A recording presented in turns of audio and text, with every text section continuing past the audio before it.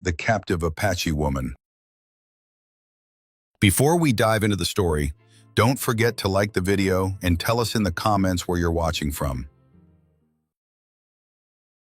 The basin held its nighttime stillness without offering comfort. The cold had settled hours earlier, and now every rock, brush patch, and strip of dirt looked sharper under the thin starlight. Jonas Reddick guided his horse at a slow pace, the reins loose in one hand while the other steadied the lantern hook to his saddle horn. He had been out longer than planned, searching for signs of cattle straying from a range. A broken fence line earlier in the week made him wary, and he didn't like leaving things unchecked when dusk had already passed. Jonas had spent most of his adult life avoiding unnecessary trouble. Years before, he had scouted for the army, following orders that led to consequences he could not forget. Once he left that work behind, he bought a small stretch of land far from crowded towns and built a plain cabin with his own hands. His plan was simple: keep to himself, maintain a quiet existence, and avoid choices that could cost someone else their life. Solitude became a habit, not because he enjoyed it, but because he trusted himself more than anyone else. Tonight should have been predictable. Ride the perimeter, check the old trail, return home before the cold cut too deep. Instead, the lantern revealed something he hadn't expected: a broken wagon sitting crooked near a shallow ditch, one wheel nearly snapped in half. Supplies were scattered on the ground, blankets half buried in dust, and a barrel tipped on its side with water soaking into the dirt. Jonas tightened his grip on the reins. Wagons left in this state usually meant trouble close by. Drifters passing through often traveled in rough groups, and abandoned gear wasn't their usual pattern unless something went wrong. He stopped the horse and let it stand while he dismounted.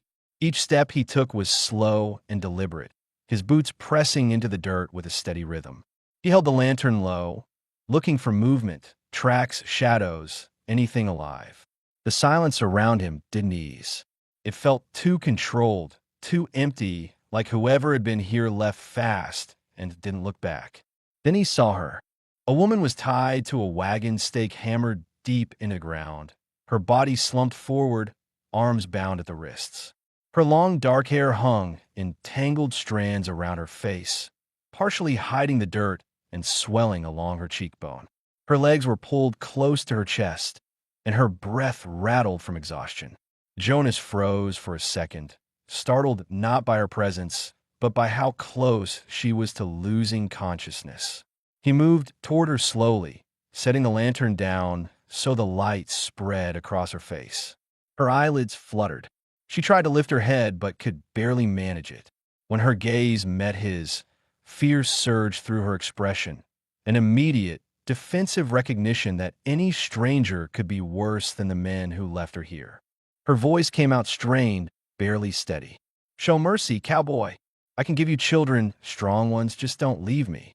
Jonas exhaled through his nose, not angry at her words, but at the desperation behind them. In her condition, she had no reason to expect safety. He crouched beside her, keeping enough distance so she wouldn't feel trapped. He reached for his knife and angled it so she could see the blade wasn't aimed at her body. "I'm cutting you free," he said, tone calm and even.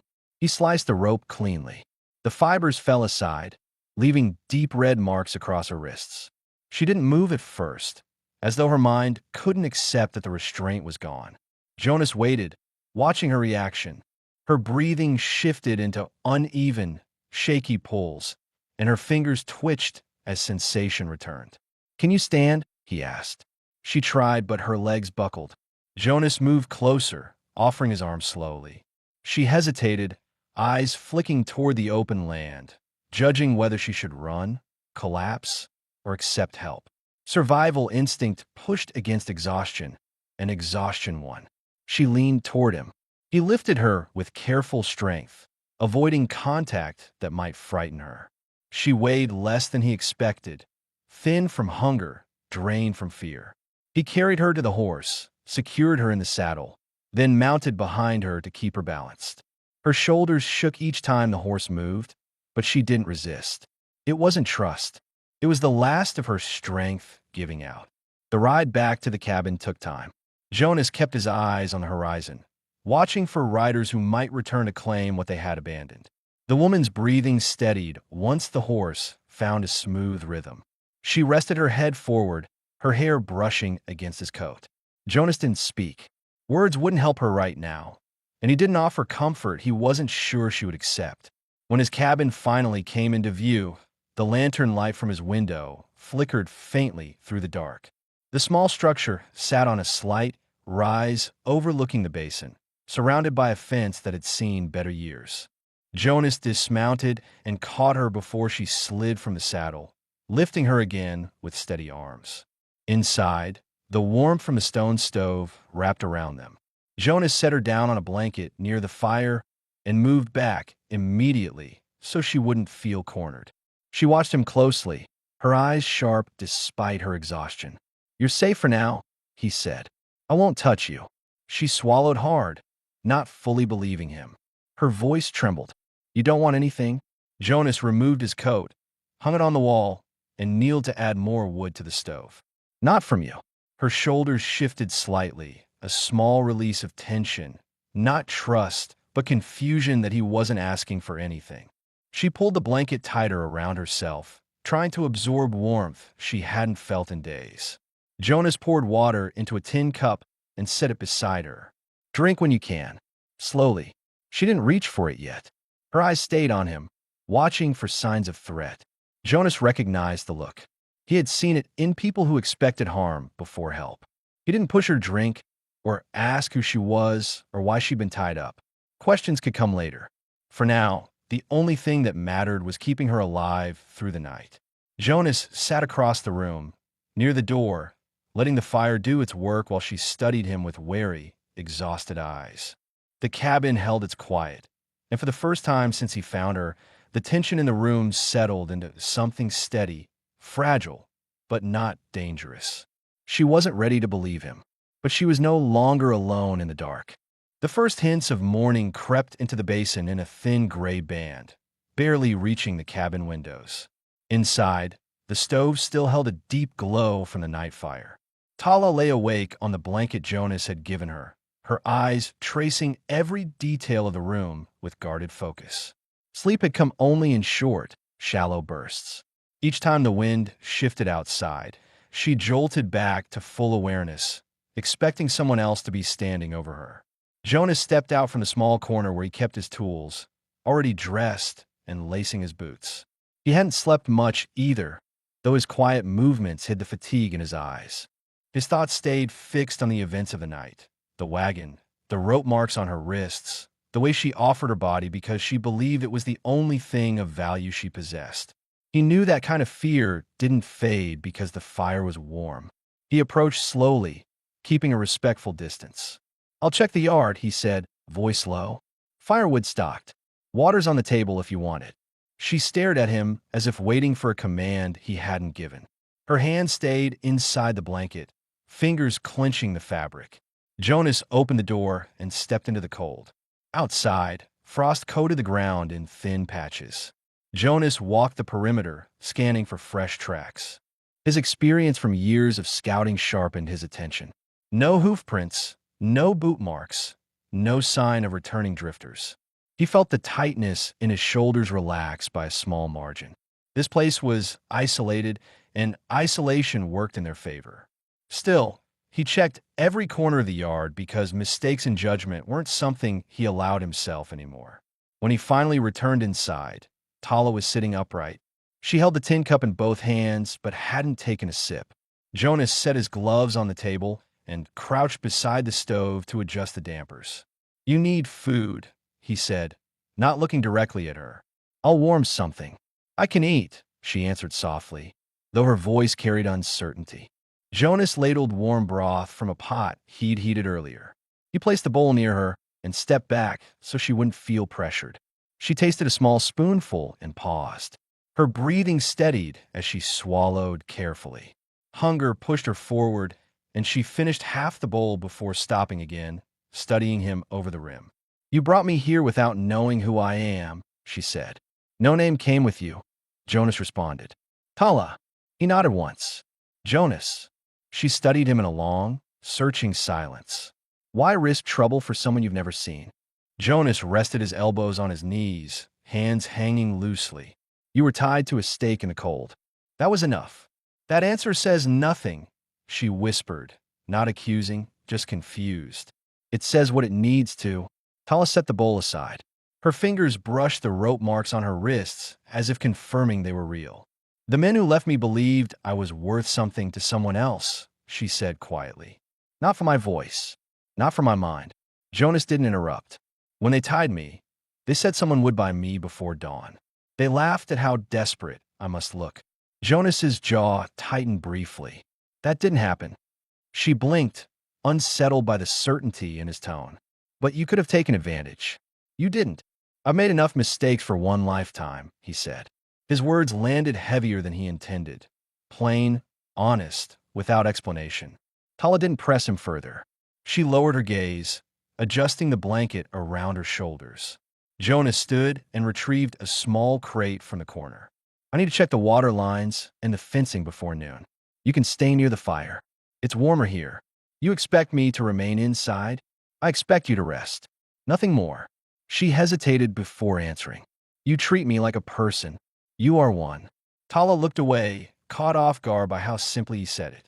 She wasn't used to being regarded without suspicion or ownership. Jonas put on his coat. If you hear anything outside, don't open the door. Let me handle it. Her expression tightened with concern. Do you think they're coming back? I don't know. That's why I check. As he stepped out, Tala watched him through the crack in the curtain. His figure moved across the yard with a steady, deliberate pace. Every step showed caution, but not fear. She found herself wondering what burden he carried that made him live so far from others. What mistake weighed so heavily that he chose silence over company. Inside the cabin, the fire crackled softly. Tala pulled the blanket closer around her body and studied the room once more. Tools, worn boots, a rifle cleaned and set aside, a bed neatly arranged, all signs of a man who relied entirely on himself. It made her wonder what he expected from her, though so far he had asked nothing. For the first time since being tied to that stake, she allowed herself to breathe without flinching. Not fully, not safely, but differently, cautious hope mixing with uncertainty. Jonas worked outside, tightening the fencing and checking every post while thinking about the woman inside his home. He never planned to be responsible for anyone again. Yet ignoring her suffering would have made him no better than the men he despised. By midday, the frost had melted, and the basin settled into its usual dry quiet. Jonas finished his rounds and returned to the cabin with one clear realization. He couldn't send her away. Not yet. Not while danger still hovered close enough to return. Inside, Tala sat upright, alert, waiting for him, her posture no longer collapsed from fear, but sharpened by readiness. She didn't speak first. He didn't hurry to break the silence. The cabin's warmth stretched between them, thin, fragile, but real enough to shift something in the air neither of them fully understood yet. The midday light reached the cabin in clear, pale streaks, revealing the dust that drifted across the yard in restless movements. Tala stood near the door with the blanket still wrapped around her shoulders. She hadn't asked permission to step outside, but she waited until Jonas finished removing his coat and shook the cold off his hands. Her posture carried a quiet plea she didn't voice, the need to see the land beyond the walls that had kept her safe through the night. You want air? Jonas asked, noticing how she kept glancing toward the fading sunlight. She nodded, fingers tightening around the blanket's edges. Jonas opened the door and stepped aside, letting her choose the pace.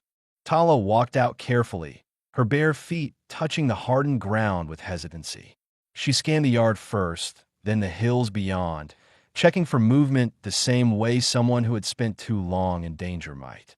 Jonas watched her from a few steps behind, allowing her space to reclaim her surroundings without feeling watched. The wind picked up slightly, lifting strands of her hair. The blanket fluttered against her arms, revealing bruises along her shoulders and the faint outline of old marks that didn't come from recent captivity. She pulled the blanket tighter, speaking before she had time to doubt the sound of her own voice. I thought the men would come back during the night. Jonas leaned against the doorframe, arms crossed loosely. If they'd wanted you, they wouldn't have left you tied. They were done with you. Her jaw tightened. She didn't argue, but the truth of his words stung. She turned away from the cabin and looked toward the dead wagon, still faintly visible in the distance. I didn't think I'd see morning. You did, Jonas replied. That counts. Tala's throat tightened with something she couldn't name. Gratitude felt too heavy. Fear still hovered under her skin. But standing upright, in open air, made her feel less like a trapped thing and more like someone trying to regain control of her body. Jonas took a few steps toward the shed. I need to fix the hinge that froze last winter, he said. You can stay near the porch. Don't wander far. Because of riders? She asked. Because this land doesn't forgive mistakes. He paused, then added, and because I'd rather know where you are. The admission surprised her, though he said it plainly, without claiming ownership or making demands. She followed him as far as the